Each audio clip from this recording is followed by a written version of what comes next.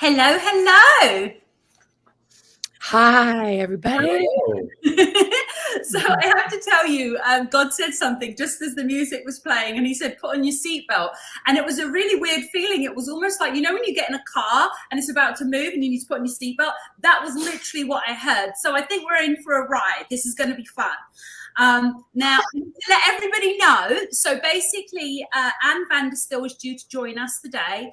Her flight was cancelled, then rebooked, and she's in the air now, so she can't be on with us. So she sent us a wonderful substitute. Now, for me, I feel like this is really interesting because anyone who can substitute Anne Vanderstill is someone I want to know. Don't you agree, Laura Eisenhower? Absolutely. Oh my goodness. So I'm really looking forward to getting to know Kevin, and the fact that God said put on your seatbelt means I think we are about to have some really, really good fun. And so I do want to read something from the website that Anne sent, because I think this just gives everybody a little bit of an intro to you, and then you can take it further if you like, Kevin. So we've got Truth Warrior. Kevin is a truth warrior, works tirelessly to expose the hidden agendas, corruptions, and distorted versions of the medical community. He shines a light on the dark corners of psyops that oppress society and the world community now more than ever. He brings attention to injustices while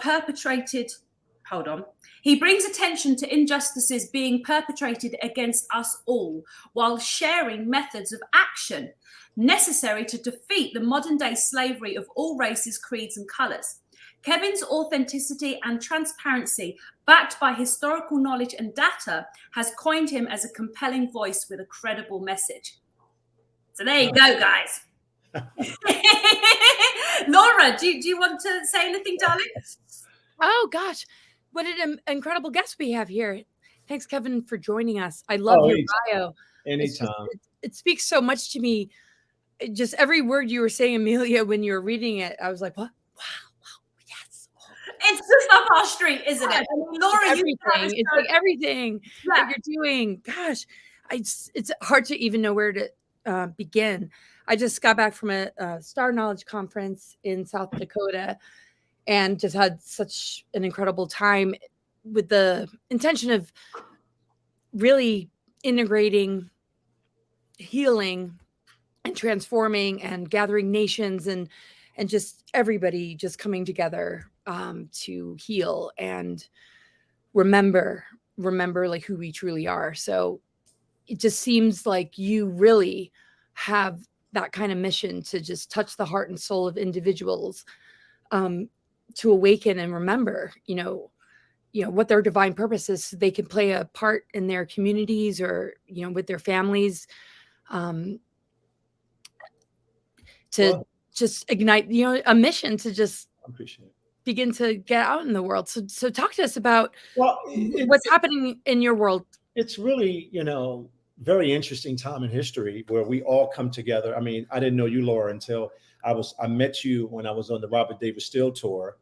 And I think we've met each other since then before. I just can't remember, because I've talked to over 1.3 million people in the last 2.5 years. I've traveled 400 some odd thousand miles all over this country, in the heartland, in the northern plains, in urban America, suburban America, rural America. So I've actually done a poll of this country, and I can tell you this country is starving for the truth.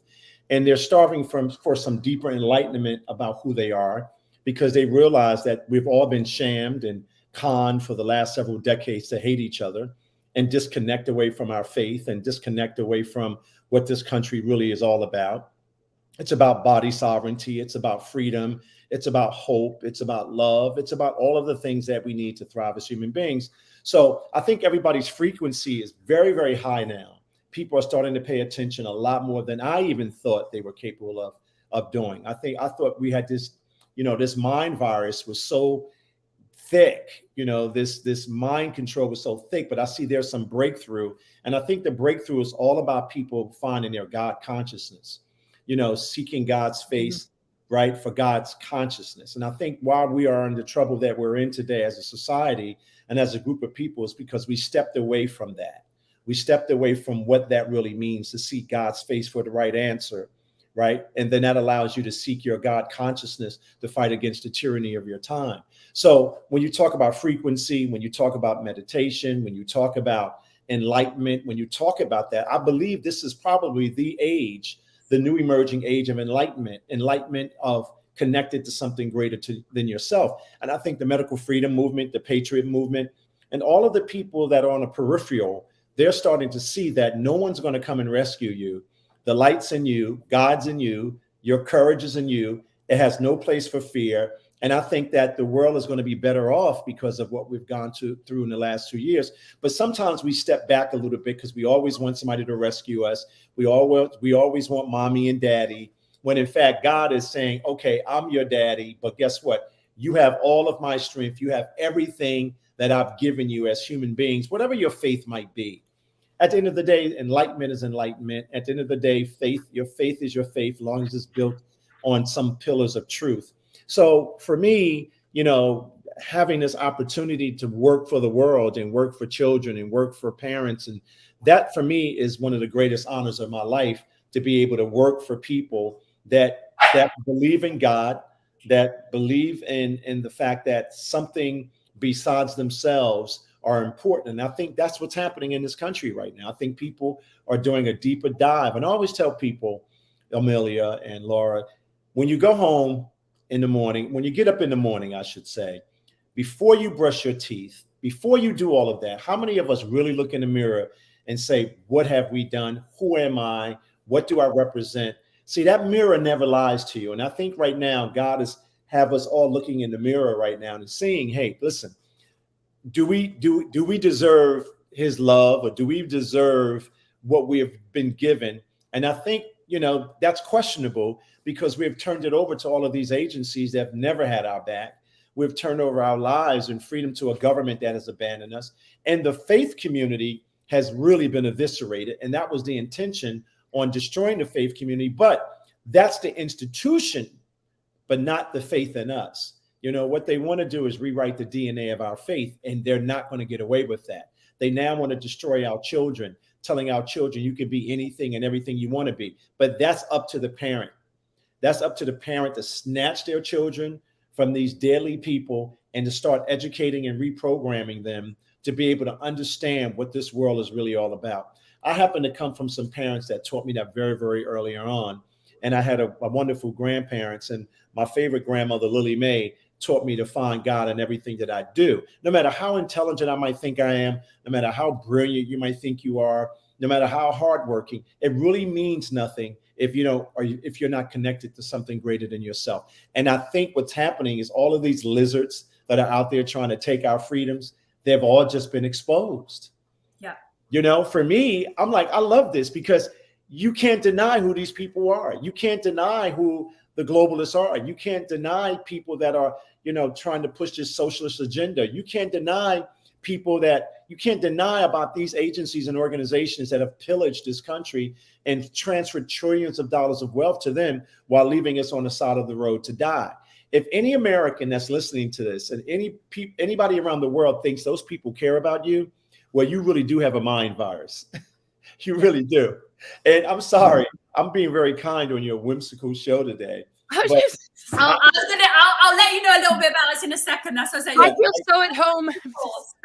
So I gotta tell you. So for me, I see this as the greatest challenge of our time, the greatest moment of our time, the greatest time in history where we can rewrite all the things that we've allowed to happen, and we can plant seeds to regenerate the soil with truth and love and respect, and we have so much abundance of it. So we're all under attack. As a Black American, as a human being, as a spiritual person, I'm under attack. Same thing for you, Laura. Same thing for Amelia. But there's millions of us now. We didn't know. We were disconnected. We plug into these phones. We turn on our TV. All of it, majority of it, I say 65 to 85% of it is a lie. So thank God for social media allowing these kinds of shows to continue, because that's where we find the truth. Isn't it something? Is it really interesting how we've figured out after all of these decades, you and I might have known that what we see on TV is pure propaganda, right? But it took a black president, a so-called black president. I call him the first multiracial president, to finance it. He actually supported the propaganda. I always tell people, this guy signed off on it and financed it. Barack Obama. I mean, think about that. I mean, this guy murdered more people in the world than you could ever imagine. But people in my community, I always tell the women in my community, I said, listen, you got to go find you another husband, because that guy was not your husband. You know, we laugh about that. But people just adored him because he was so civil, right? But no, he wasn't. He was a murderer. And when I say that to my friends, because, you know, I grew up in a household that trained me about geopolitics. First of all, ladies, I'm an insider. So I'm not an outsider. So I know how this operates. I know who funds, I know who finances it. I know all of it. So when I'm talking to people about this, I'm not talking about it from a CNN perspective or MSNBC perspective. I'm telling you as an insider. I know them all. And I got to tell you, I mean, what you're seeing on TV, what you're hearing all over the airways, guess what? It's all anti-life, all anti-human, all anti-children, all anti-faith. And we need to put a stop to it. Absolutely put a stop to it.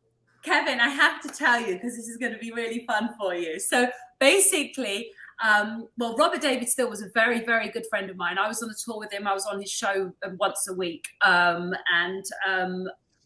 I'm still grieving. You know, he was one of the most amazing soldiers we ever had. Now, with regards to myself and Laura, so Laura actually had a YouTube with David Rodriguez, who's joining us next week, called Darkness to Light. So, and Laura had a video, which I don't know if you saw, but she actually called out the darkness and she called everything out. And basically, I talk about demons and Satan for a living, but how to basically battle him, fight him, and I'm very pro Jesus. So so just to give you an idea, we call it Whimsical Wednesdays because this actually, we go out to Laura's YouTube, which if we want to go into really like censored areas, we actually can, because we can come off the YouTube and be just on PPN. Now, PPN is the Patriot Party News. The Patriot Party News is completely uncensored. We can literally scream about the reptiles, do all the things, and Chaz, the owner, just cheers us all on. So so what I would say is, you definitely don't have to be gentle. Our audience is super awake. Laura's audience have been following her for a long time on YouTube. And then my Patriot Party guys have been following like the Simon Parks and Charlie Wards and all the things. So it's called Whimsical Wednesdays because we kind of entertain the more interesting side of things and the weird and wonderful. But what it really means, rather than it being gentle, is actually that we don't have any, there's no boundaries. Like, the sky's the limit. We can go any way we want. And we do, don't we, Laura? I'll comment. Yeah, we do. And we show up no matter where we're at. He had a power cut last week and was literally walking around in the dark in a power cut on here. But our favorite snow, and then remember I was in a canyon in Utah, like with my phone, just like with the wind blowing, like, okay, now I'm over here. And our favorite saying is, we're not scared of the dark. So that's why that's our favorite saying, because like I said, I have studied the internal darkness, like how the ego and the mind gets controlled by Satan through our wounds and our childhood trauma and stuff. And Laura talks a lot about how the darkness operates galactically and in all kinds of ways. So we can really go and have fun. And like I said, if we start feeling like we have subjects we want to go on that might be a little bit,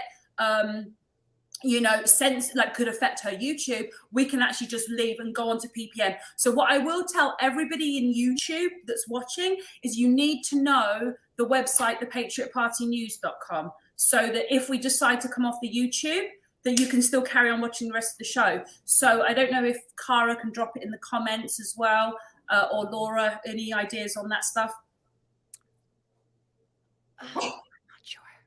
No, Cara's going to do it. It's okay. She's giving me the thumbs up. So it's going to go in the comments. So we'll keep going here for now. But I think what we'll do is, if we start finding points that we want to really go into, then we can do that and just be on PPN.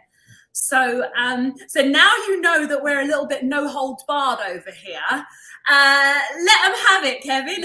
Well, no, I just think that, I try to, when I do these shows, be singular focus on about the moment that we're in and who we're fighting. And, why are we back here fighting this tyranny again? It's like this reoccurring loop. And I think, and I've been toying with this whole thing in my head. The reason why we keep being introduced to this tyranny over and over again is because there might be two things happening. We're inching closer to getting rid of all of the tyranny and getting closer to God and getting closer to the light and moving away from darkness, or we're not learning from the loop. We're not learning from our experiences, because this is not the first time tyranny has showed up at our door. This is not the first time tyranny has has been working against us to wipe us out, but this is a new kind of tyranny. Like, this is something different. So I think the reason why we're capping out on this now is because this is the fight for it all. This is not a joke. This is not turning on your TV or picking a political party or talking about race no, this is about the complete annihilation of humanity, complete annihilation of our children. I did a show some time ago. I might have said this on a number of stages I've been on. The reason why they're attacking our children, because when you attack the child, you dim the sun. When you attack the child, you dim creation. When you attack the child, you eradicate all beautiful things on the planet, because the child gives us a new, it rebirths us every time a baby is born. Something great happens for the world. Nothing, there's one scene in a movie, God, I'm trying to remember what the name of it. It was Roots when I was a kid. I'm watching this movie Roots, and it was about slavery, but in my household, we were already trained to understand, the commoditization of the body, commoditization of the Black body, and the system of slavery. So Roots was not something that my family rushed home to see, but it was very important. But there was one important scene in the movie when Kunta Kinte took his son, I think it was the baby that was born, and took it out into the universe and said to God, and raised it up above his head and said, God, the only thing greater than yourself. Because, a child is pure, right? A child doesn't have all of the negative energy. They're born into the light. They're not born into darkness. So I thought that was I always remember that. And what's happening with us now, God is giving us the ability to rebirth the planet. Not because of global warming, not because of politics, because he's ordained this moment in time for people like yourself, Amelia and Laura, to be standing up in the gap for humanity. It's this song that I listened to this morning. It was a gospel song. It said, I'll go, send me. So you didn't wait for God to send you, Amelia and Laura. It was already embedded in your DNA when you came through your mother's womb into the light. You were born for this moment. So when I see people operationalizing their truth and operationalizing their courage and moving past fear, I say to them, you were born for this moment. You were born for this second. This is why you're doing it. You didn't know, you don't really know, but it was already marked on you to be able to stand up against the tyranny of your time, or the tyranny of our time, just like my grandparents did, just like Malcolm and Martin, Ida and Paul Robeson and Marcus Garvey and the founding fathers of this country. They all stood up. They were imperfect, but they all stood up and said, I'll go. God, send me. Let me go out and fight against the tyranny of my time. Let me go out and fight for you. Let me go out and fight for every child on the planet. Let me fight against Marxism and communism and socialism and totalitarianism and all of the things in the corporatocracy that is trying to strip us of our consciousness. Somebody asked me, Laura, a couple of weeks ago, Dr. Ely asked me, he says, Kevin, how do you feel about being censored? I said, I never thought about it. I don't get up in the morning thinking about being censored. I said, but it's not about censoring my voice, because they can't do that as long as I have a voice. But they're trying to censor our consciousness. They're trying to censor your thoughts. Now that is serious. And I don't believe Americans and other people around the world, look what's happening in Brazil. Look what's happening in the UK. People don't know what's happening, but we do. There's an uprising for God. There's an uprising for people that believe in something. And I think that we will win the day as long. You can never compromise when it comes to this fight. There is no compromising when it comes to this. You have to pick a side and go all the way. Laura, give us the juice. Oh, I've been processing so much since I got back from this incredible, journey, and just being in your presence, Kevin, is incredible because it's all about the children, our communities, and I'm reflecting big time and processing. It's almost like you just want to like kick back and like take it all in. And it makes a change for us, doesn't it? So I think if you want to, then we can, and we, you know, because the thing is that oh yeah. I was gonna say, when Laura gets going, it's something else. I know. It's like something huge is gonna come through, but I really just want to hold space for Kevin. I think what's being established all around the world is that people are creating healing centers, you know, educational systems that are going to bring in artists and musicians that have music and lyrics that can inspire our children to, you know, all of a sudden feel like, wow, okay, you know, we can come and like talk to the children.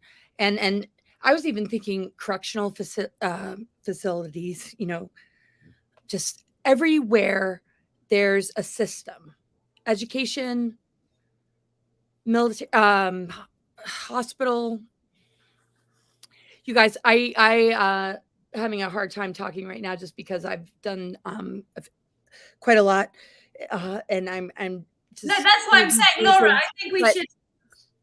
I think we should hold space. I think you should hold space for Kevin from it, because it's a relief. Because normally Laura actually like is the pillar that holds this up, and she just goes. And now we have you, so maybe she's actually being guided. Like, actually, I can just sit and bask in this sun for a minute. Exactly. That's kind of what I'm trying to say. Is I am building a network here in Montana to create, you know, a safe haven kind of retreat place, you know, for children and families and all of us to, you know, step up. And it's interesting, and bring in the arts and the music that like are going to inspire our children. Well, like taking homeschooling to the next level, learning about herbs and plants and permaculture and how we can be a true Mother Earth civilization, village, the highest of levels. The organic ascension timeline is something that I've been passionate about publicly since the very beginning. And when I'm around you, Kevin, just like meeting you and just the bio and like Amelia, it's so encouraging because I see it in my mind and I feel it in my heart and the planetary grid network of this blossoming happening and this beautiful thing happening. That it's just going to light up the children. So being solution orientated is everything. Well, isn't it interesting that when you talk having like hubs and home bases and core buses so that we can just, it's like, I just feel this huge hug of, you know, and happy children. And that's what happened in South Dakota. Yeah, you know, one of the things that happened to me, Laura, is when I tell you the change. I'm always evolving in my life. I evolve. You know, it's just I've just been given that gift. My family, I evolve as a person. But when I went across the country, I think the first time we did 57 cities, 39 states, but we did it through the heartland. It actually changed my life because I got an opportunity to talk to the planet. When I mean talk to the planet, talk to individuals that I would never have talked to. Now, I've traveled the world. I lived a pretty good life. I lived a privileged life, but that's completely, all of that was junk compared to my experience when I went on that tour.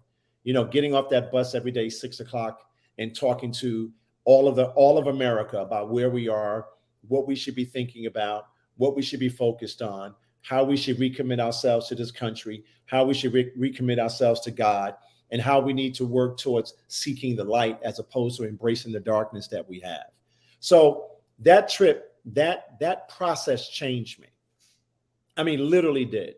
So when I came off, and that's not that I was not aware, but it deeply touched me when I was sitting down and talking to people and we were talking as human beings, as opposed to talking about who's black and who's white, these social constructs that they put in place to keep us apart. And I think people are waking up to that. But the whole concept of getting off a bus at 6 o'clock and the sun is right there. And as you're finished talking, the sun descends and all of this love is in this area. All of this love with all of these people hugging and talking to each other. Because what I started figuring out, I picked up some little things that I did after every time I spoke. I asked people to stand up. I asked people to hold hands. And then I asked people to look each other in the eye and say, I love you. And then I tell them to keep their eyes closed. And then I say to them, now think about the world you want to live in, the world you want your children to live in. Do you want a world of bondage, or do you want to live in a world of freedom? Do you want to live in a world of hate, or do you want to live in a world of horror and pain, right? What kind of world do you want? What kind of world do you want for your children? And then thirdly, I asked them to inhale God and exhale fear. Every day of my life, as I walk in the morning, I'm inhaling God and exhaling fear so I can go about doing the work that God has chosen all of us to do. And then the last thing I do is I have them hug each other. Because when you hug each other, there's a connection right there. So if you want to say a galactic, connection, if you want to say a spiritual connection, if you want to say, just human connection, connectability keeps us together. And what these globalists and these monsters have been attempting to do is take that away from us, our deep connections.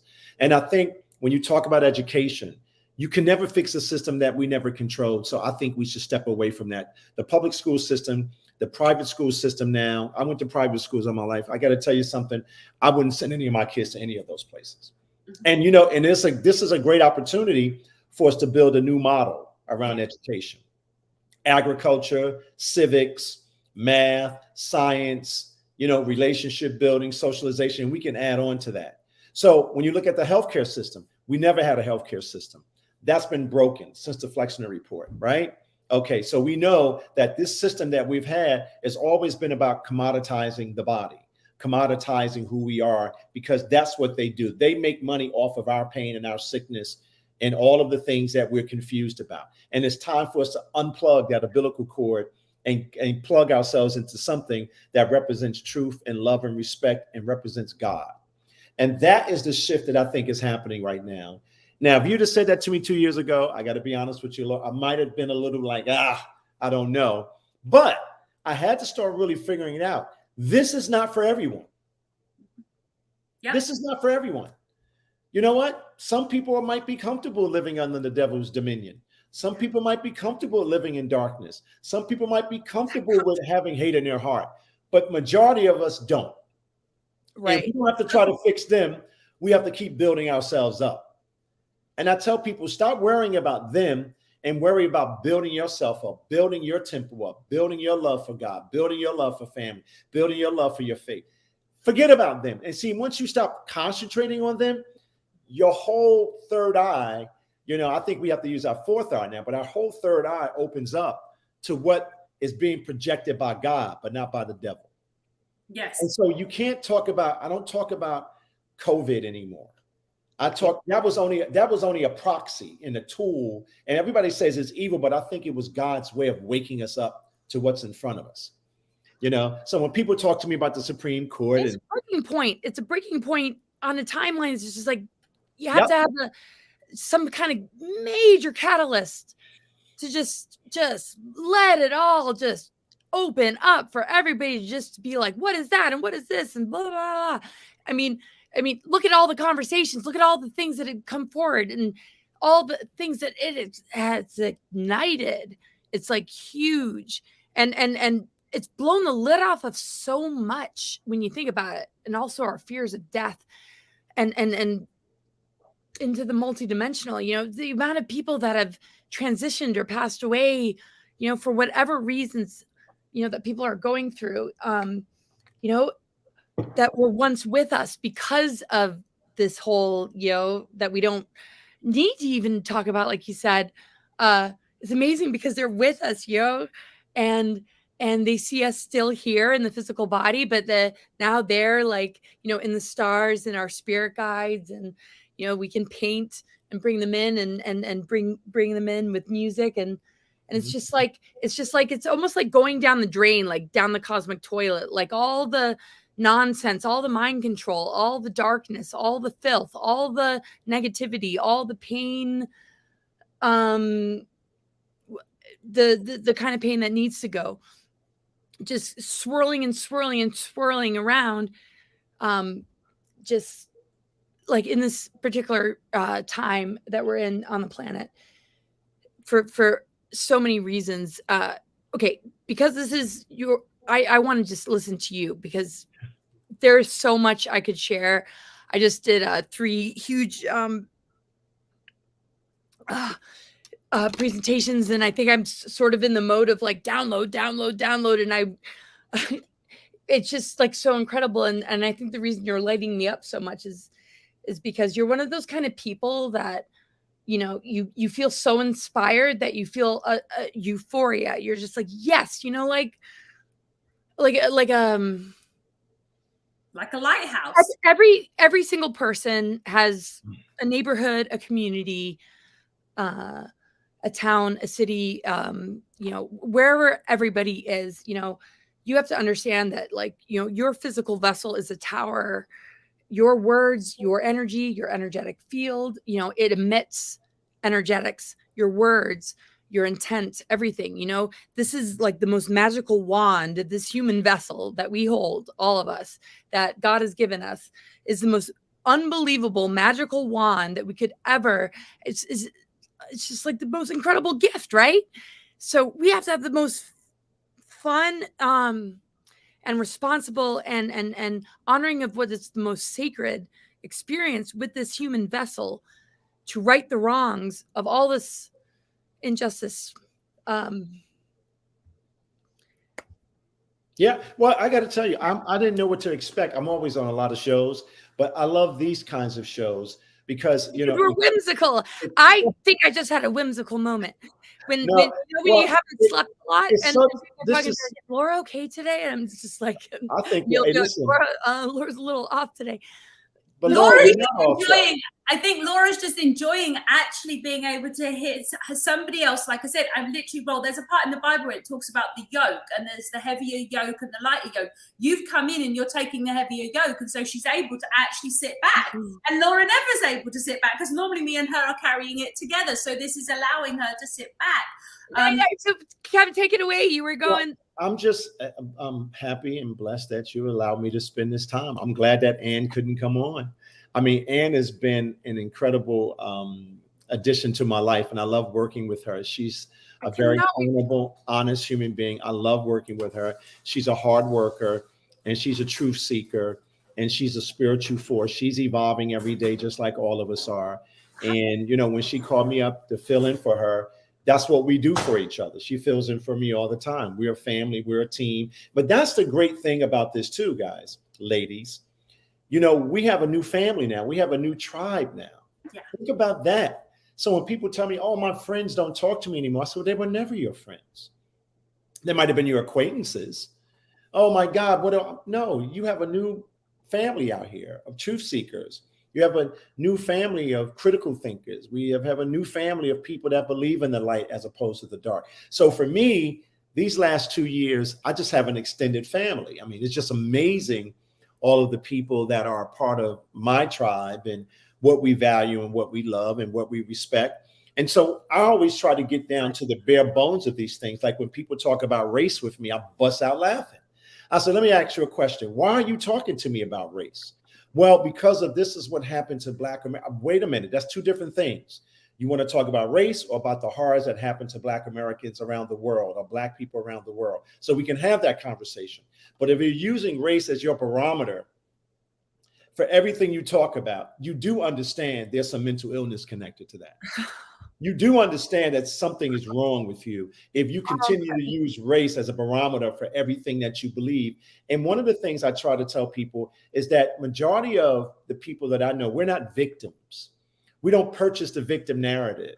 You know, we're not slaves to the victim narrative. We are free, sovereign individuals and groups of people, be it whatever your race might be for the sake of saying it, but we believe in something greater than what the devil's been selling us. So I think what's happening is people that continue to use race as a barometer about how we should hate each other, they're the real enemies. We should be like, hey, wait a minute. That's not the conversation we should be having. And let me tell you why I know a little bit about that. When I was traveling around the country, we would talk about race and everybody would be like, Kevin, let's talk about that. And I would have these deep conversations about all the things they know and all the things that they didn't know, but what they perceive people to be. And once we had that conversation, it was over. It was over. It was absolutely over. So when I hear people, and think about this for a second, Laura and Amelia, when you turn on your TV and you have black women and black men calling white people evil, you got to know that's the greatest psyop on freaking earth. You got to know that these people How distracting is that from everything that we're trying to keep going? But just let me give you a little bit more color to this for the sake of saying it. Right? So check this out. So you have black Americans that work for what they would suggest a corporation of white supremacy or white supremacy. Ready? They work for the firms, right, that are pushing the negative propaganda and all of the evil stuff, but they're saying that, oh, those white people are evil, not the white people I work for. Oh, no, not these people. Oh, these people are good.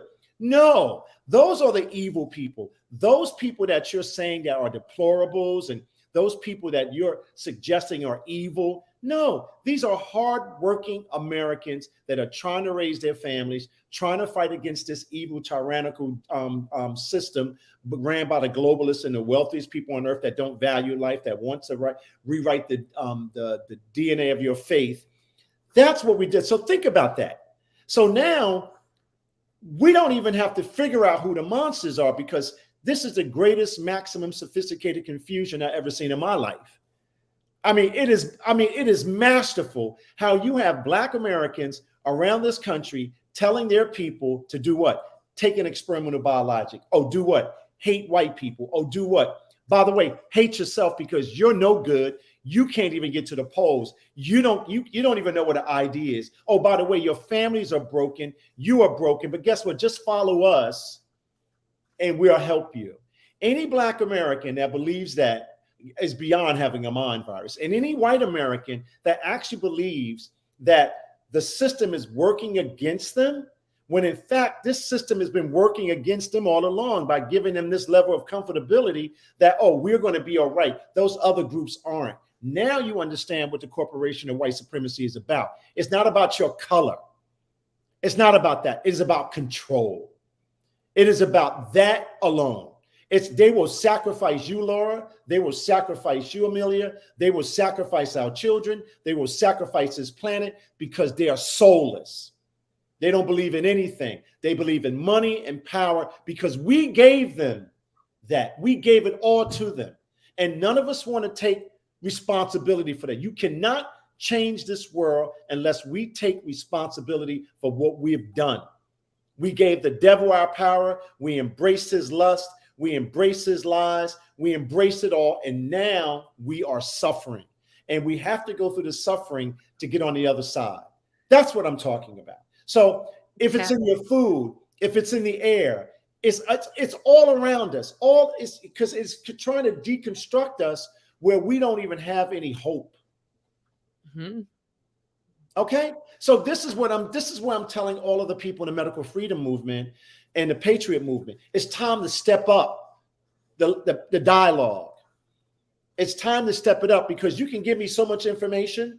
You can tell me so many bad things, which I think we need to continue to keep educating everyone on the planet, even the ones that might just be waking up. But guess what? We're getting ready to lose 1 million souls, maybe more around the world because they chose Fauci over God. And that's it. They've really just been wanting to divide. They chose Fauci over God, and they don't want to accept that. They don't want to accept the fact that So for me, when I'm out on the road now, I'm always trying to think about what am I going to say that's going to help me and help you.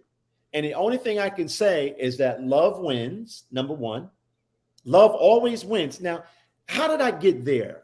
I wasn't always, I believe in love, but the power of it didn't really hit me in the mouth until one day I was on the stage and said, you know what, guys? we don't have to worry about it, because if we love each other and respect each other, love wins. And that's what Martin was saying. Even Malcolm even understood, as much love as he had for his people, he knew that they were numbskulls. He knew that they weren't seeing it the right way, but he showed them love anyway. Paul Robeson in Russia being poisoned, standing up against the tyranny of his time. Marcus Garvey sold for a bag of rice. You know, what is my other? Fannie Lou Hamer, almost beat to death in jail, almost murdered in jail. Guess what? She said, "Choose me, God. God, send me." She wasn't educated, but she had the power of God. When you have the power of God, you have the power of truth. See, and that's what I try to get people to understand. You know, that's what that. Maybe what it is, Laura, so many like things that you've said that I just want to just grab and be like, okay, you know, here's a quote. This should be a shirt. This should be a freaking bumper sticker. This should be like, that's really beautiful. Thank you, Kevin. Well, you know, Laura, it's about finding your God courage, right, Laura? Listen, that's it. Finding your God courage. Now, I got to tell you something. God courage, everybody. Yes. I when I first started on this journey, my grandmother was my spiritual mother, but she had major impact on me. I had great parents. My parents were super. My community, I was a protected child. Look, I didn't grow up. I don't have sad stories for you. I got some bad stories, but my family didn't raise me to be a victim, right? Wonderful parents. But my grandmother was something that she did to me 30 some odd years ago. And this is the first time we had a tiff, and I honored her so much. I never, ever argued back to my grandmother. She just had that effect over all of us. So I come home one day, living in New York. I'm coming to visit my grandmother. I had an apartment upstairs in our house too, because I was always back and forth. And she stopped me one day. She says, "Kevin, I want to talk to you." I said, "Okay, Grandma, let me take my bags upstairs because I'm coming in from the city." I come back down. She's drinking some coffee and I'm talking to her. She says, "Well, Kevin, I want you to get baptized again." I was like, "Mom, are you kidding me? I'm not doing that again."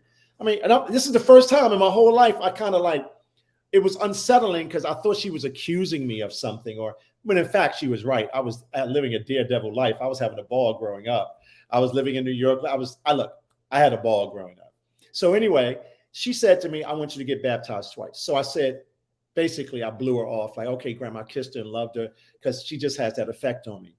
The second time I saw my grandmother, a week later, she says, "Well, Kevin, we have to finish this conversation." And I was like, "We ain't finishing this conversation. I try to get out of it as quickly as I can," because she had a lot of influence over me and all of us, because she was beautiful, elegant, passionate, just godly. I mean, everything that came out of her was just about God, right?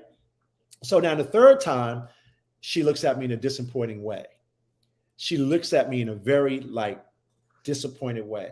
And you know what I did, Amelia? You know what I did, Laura? I bust out crying because I was like, "Oh my God, this is my mom. This is my woman. This is my mother." You know what I mean? I can't have her. I mean, my grandmother and I like this, right? My family always teased me. Kevin was her longest living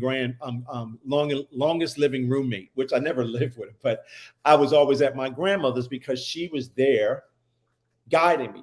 Now I realize, 3 months ago, as I was doing my walk, I realized why she asked me to do it. And you know why? Because she was preparing me for this time. It hit me like a ton of bricks. So I called my sister. I was like, "Oh my God, Grandma saw this happening decades ago." Because she used to always say, "Kevin, you're not living, even though you're popular, even though you're a good athlete, even though you're smart." She said, "But you're not doing the work you're supposed to be doing." And I used to get really tart with her about that. But then I was doing my walk in the morning, trying to connect to God, trying to get all of my sick thinking out of my head. Because, your ego is that's your problem.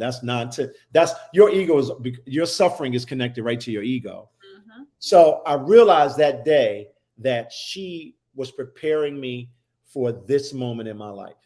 And that if I was grounded, if she gave me the ability to get centered before she left the planet, she knew something in her heart that I would draw on that. I would draw on her energy and draw on what she was telling me and drawing on that moment to have the courage to demonstrate God courage to fight against the tyranny of our time.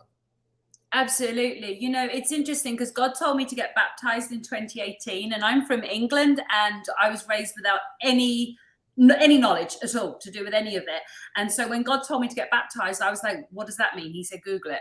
So I Googled it and found out that it involved water, etc. And I know, and I did find a church, and they actually baptized me within 2 weeks. And afterwards I got home and I remember going, I don't have a Bible. So I called the pastor. I'm like, can I have a Bible? She was like, yeah, sure. Stop by the church. I'll give you one. I was like, okay. So literally, I really, you know, it was an interesting journey, but I know all of that was prepping me again for this time. And there's so many things you're saying. I mean, and I do think it's lovely for me and Laura to actually be able to sit and just bask in your knowledge and wisdom, because obviously quite often it's ourselves that are teaching, and yet, you know, when you're in the presence of someone that has so much to offer, you know when to be quiet. It's like when I was doing a show with Wano Sarvin the other day, and I just sat there, and there were people saying, let Amelia speak, and I'm like, I don't want to speak. You know? I'm like, you know, but just the things that came to me was just that, you know, when we talk about like talking about people living under the sort of, you know, under darkness and being comfortable there are people that do love the dark. And I know what that feeling feels like as well, because as you release things that are not good for you, you kind of hold on to it for a minute and then you release. So that feeling is the struggle that a lot of people go through. I was very into the new age. I knew all the things. And so now, this has been a very big transition, but it's happened over a period of years. And I've shared the journey with people into my walk with Christ. But it kind of, it's hard to explain, but it's... But isn't a metaphysical, think about Christ and the metaphysical aspect of Christ, right? Just think about that. It's not new age. It's for all the ages, right? He was Christ's character. If you think about his mind and what he was saying to us, right? Connecting us to the spirit of his Father and him being the conduit, and then him unlocking us from all of the sin, you know, that was permeating and even in this time. He gave us the gateway out. Yes. We just chose the other way. So I kind of simplify these things now, but who could have been more metaphysical than this guy? I mean, you know, when people say 40 days in the desert, no, he was studying for 40 years. I mean, this guy was studying. He was studying under, you know, all of the people that were talking about what you're talking about. You know, why do we have a universe? Why do we breathe? You know, who developed this whole consciousness that we have? And it was his Father. It was God, right? And he's the Son. He died for our sins, right? So we can go on and on. We can take those words out of the Bible and use them in our everyday faith journey. But here's the deal. It's real simple. If you open up the Bible, Old Testament, New Testament, all of the stuff is about one thing. Go through it all. It's about faith, family, and freedom, and it's about love. Just like what Robert David Steele would say on every single show, every single time. And, you know, and I don't know if you know, me and Robert became really close on the tour. People don't know that. We became very close, and I was there, and I saw his transformation. I don't talk about him much because I don't like when I hear people talk about him, I'm furious because you don't know who he really was until you spend time with him. Yes. He was in the wilderness. He was in the darkness, but he was coming out. That tour changed him. Mm-hmm. That tour changed him. Isn't it interesting? He goes on to talk to you more. Global tour. He goes on this this national tour, and he loses his life. But I don't believe, you know, when people come to me and say, but Kevin, is Robert dead? Yes, he's passed on, but he's passed on to another level. He's still working through all of us. He did a lot of great work. Don't make him an idol. Understand who he was as a man, you know, and I had the opportunity to spend time with him. Yes. I spent a lot of time with him. I spent 3 months with this guy on a bus. I was gonna say, I didn't get as much time as that. That's a lot of time to spend with somebody. I mean, and I talk, but you know, we became friends. Yeah, we were definitely friends. I would be on about once a week. Gosh, I mean, Kevin, I really want to like talk to you more and would love to, you know, have you on again. Oh, yeah.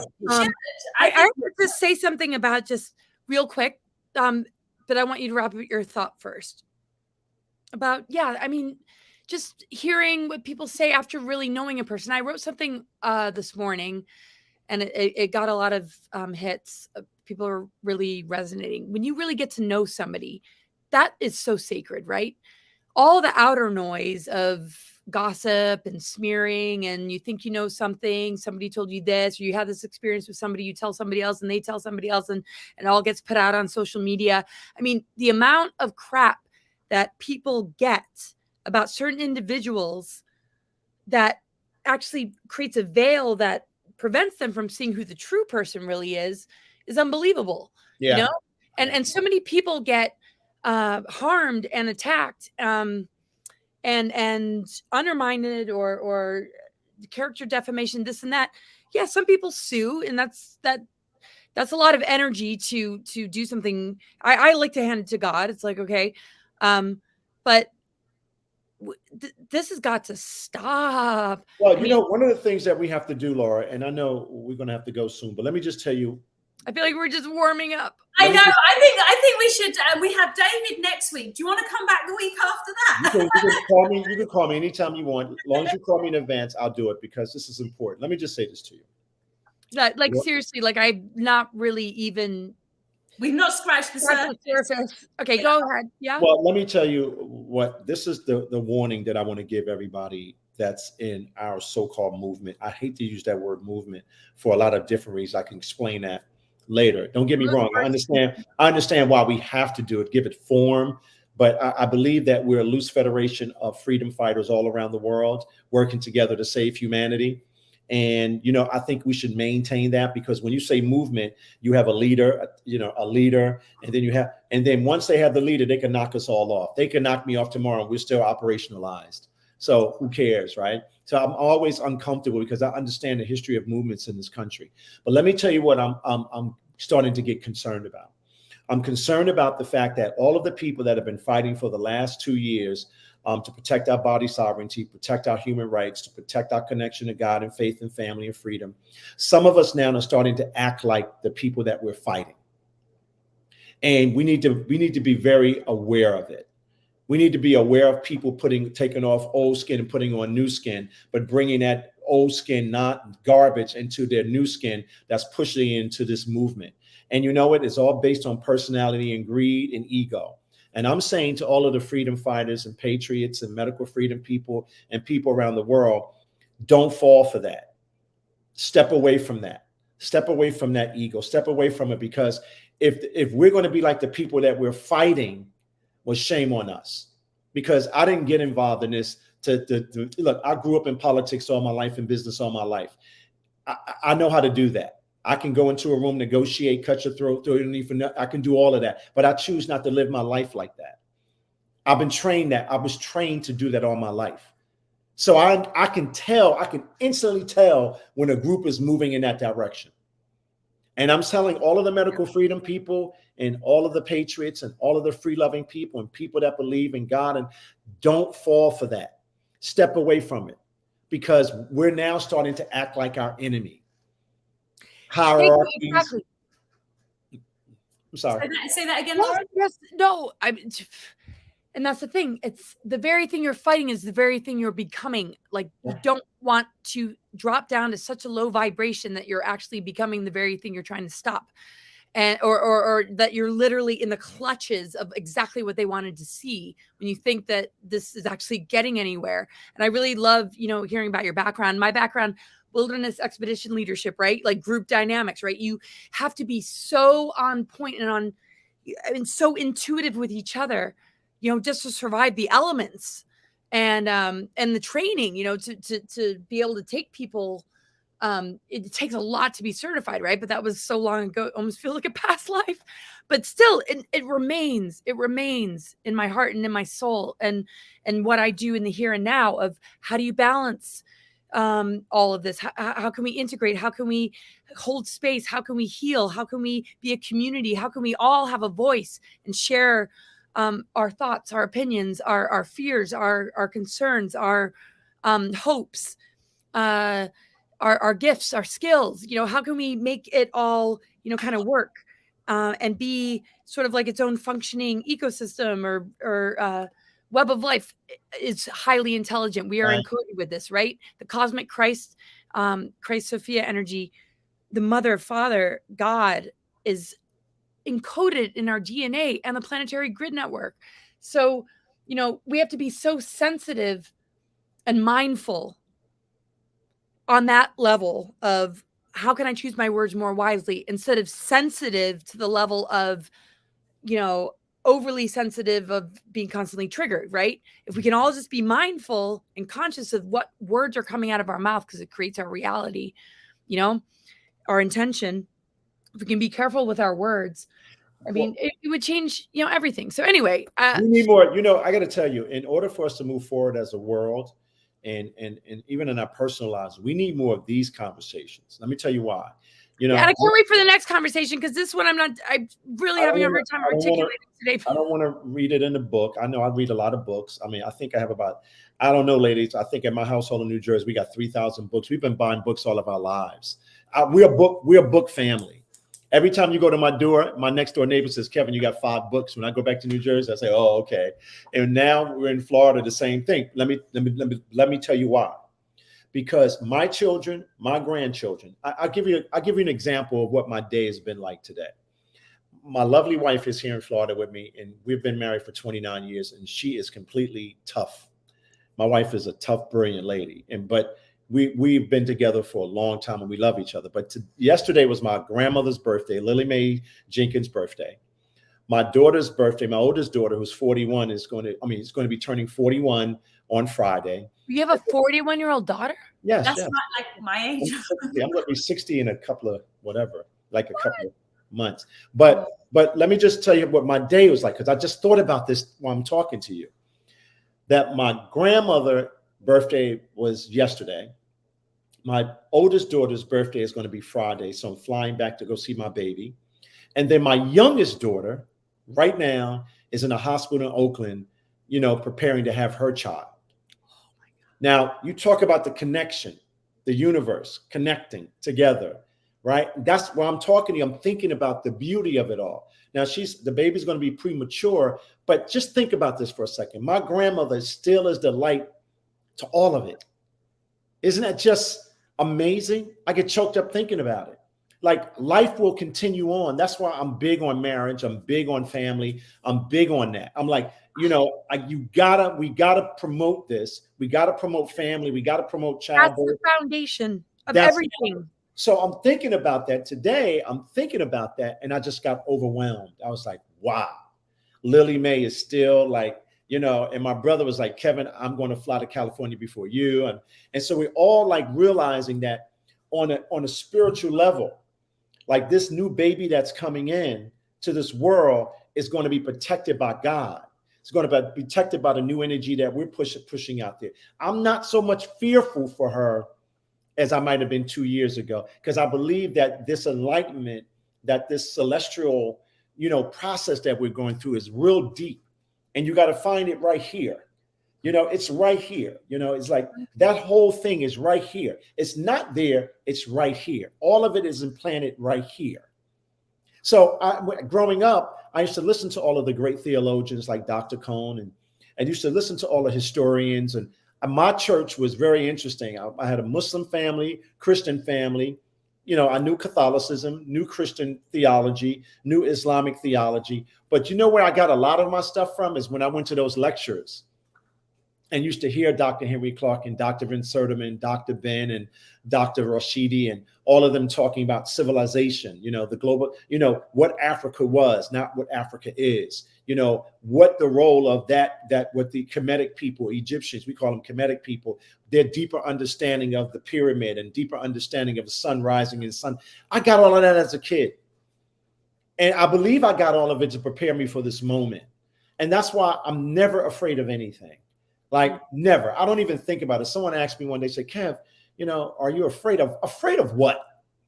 I'm afraid of you for asking me that, but Yeah, because any fear is Satan getting in. And that's the thing with the spiritual warfare, initially your wounds, people's wounds and childhood trauma that's not been healed is manipulated by Satan. But once you get to this point, it's actually your gifts that get manipulated. And so it's actually important to be watchful actually of your gifts as well, because actually to make sure that you're walking in line. And that something that I've just received information about recently is just like, we're very brave and we're all putting our heads above the parapet, and this is okay. But at the same time, one of Satan's tricks at the moment is to try and get ourselves to put ourselves too high up so that we can be cut short and cut down before we actually do the mission we came here to do. And so this is where it's very important that people understand, once you've healed your wounds, if you're still in the wound healing phase, get on with that now, stat. But if you are in a healed state and you're living in your mission and in your purpose, make sure you think before you step, because Satan, again, is the oldest, wisest, most intelligent Christian on the planet. And this guy knows the Bible better than anyone. And that is, you know what? That is very well put. That is very well put. He knows it all, right? So you're not fooling him. So he's got it. But look at his hubris. But look what his hubris did. You can learn from him. He wanted to be greater than God, right? And guess what? He was thrown out of heaven because of his ego and that hubris. And he didn't know that the angels that were on God's side had God. He was going to lose anyway. He was going to lose anyway. And the devil was going to lose now. That's why this whole enlightenment period, we call it enlightenment, awakening, is needed. But this time, I think that this is the final battle for it all, though. I really believe that. It feels like it. That's why the gifts are being utilized now. That's why we need to be watchful of our gifts a little. That's the thing. That's what I'm being told in this moment. Yeah. Laura. Wouldn't you say that the war is one within, because the negative ego within oneself is what we are really crushing? Once we rise and redeem. You are absolutely correct, Laura. You know what? I think that if we commune together, look, a lot of people, I spend a lot of time around a lot of people. And this one woman came up to me one day, I won't say where I was at, and she says, well, Kevin, can I lay hands on you? Can I pray for you? I said, absolutely not. So she was like, well, Kevin, I said, wait a minute. I'm not saying that you're a bad person. I said, but my grandmother always told me, when you say you're going to lay hands on me, you got to know what you're doing. Mm-hmm. Your energy might work against me, or you might not be in a space that you need to be able to lay your hands on me. My grandmother taught me that when I was a kid. Kevin, don't let everybody pray over you. You got to be very careful about that. Yeah. You got to open up your ears. You got to open up your third eye. And then when you want to, your energy will tell you if that's a good thing to do, if you're dialed in. So, I had to explain to the young lady because she was upset. I was like, oh, no, let me explain this to you. You might have all of the best intentions in the world, right? You might feel in your heart that praying for me is a good thing. I said, but guess what? I might not be ready, or you might not be ready. So when you do that, you cause some confusion there. And when I sat down and explained it to her, 3 hours later, she came and we both prayed together. Mm-hmm. Yes, sometimes you have to ask people how you want to be prayed for. I'm reading a book about militant intercession. Yeah, you gotta know. Now, I think at first when I said it, she was like, oh my God, he told me no. I had to explain it to her. Like, don't come up now. Coming up to me doing that, I'm like, I'm well aware. It's like that energy. Somebody could touch your hand, somebody could touch you, and you have to be very, very careful of what you absorb, even in your own personal life, even in your own marriages, even in your own family life. You have to be very, very careful about what you absorb. You can be so empathic, right, that you miss the point. Yeah. So that's my spiel for the day, ladies. Yeah, no, absolutely. So yes, we have gone over, but I mean, honestly, I now know why God said put on your seatbelt. Don't you, Laura? Oh gosh. Wow. Yeah. Oh, yeah. We're gonna have you back, and make sure, call me anytime, ladies. Look, I enjoyed having these conversations with my family because I consider all of the new beings my family, because we're all new. And, and we have to be cautious and love each other and show each other respect and be there for each other. Now, so we have the consciousness of God. I mean, the separation, division, judgment, ego. Sometimes ends up becoming an expression of a so-called religious or spiritual being, they have to check themselves, step back for a second, wait a second. You know, what about love? What about respect? What about compassion and understanding? What about a hug? What about, okay, you might see it a different way than me. Isn't true oneness, diversity, and harmony? I mean, we're here to rebuild the template of our DNA, our 12 strands and beyond, and to grow from our differences, not battle and duke it out because of our differences. And you know what I do, Laura, now? This is what I do. I'm going to give you a little bit of one of my tricks. It's a positive one. So when people come to me with all of the anxiety and anger, and they're telling me that I'm like wrong about something, so I kind of laugh now. So I start everything off by asking a question. So they was like, I asked a question. I said, do you believe in God? Well, you know, I said, okay. So then I ask another question. They want to ask me a question about politics. I said, well, okay, let's talk about politics. When I finish every question I ask them, I guarantee you 9 out of 10 times they can't answer the question, because they're not their true selves. They're programmed, their mind virus, the veil. They live behind this veil. So now I don't even debate anybody. I just ask questions. And so once I ask the questions, I can see the light turn off. The lights turn. So when I ask the question, they're like, well, I say, see, you don't have an answer.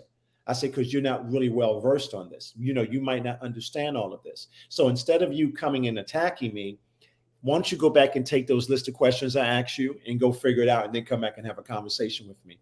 And I'll do like this, and I'm gone. I'm like out the door. I don't have to spend another second with you, because once I ask you the first question and you didn't, because you're attacking me because of what you think I believe, well, guess what? You don't even know what I believe. So when I ask you the question, you couldn't answer it. And I get people, Laura, Amelia, I get them. They just leave me alone. Yeah. I just ask them a question. We repel them sometimes. They can't. I got to tell you, just ask a question. So anyway, I love you, and I got to get out of here. Love you so much, Kevin. Thank you for joining us. What a beautiful surprise this has been. And Amelia, I love you too. Everybody, thank you. Thank you. And we will be doing this again soon. Love you all, guys. Bye-bye.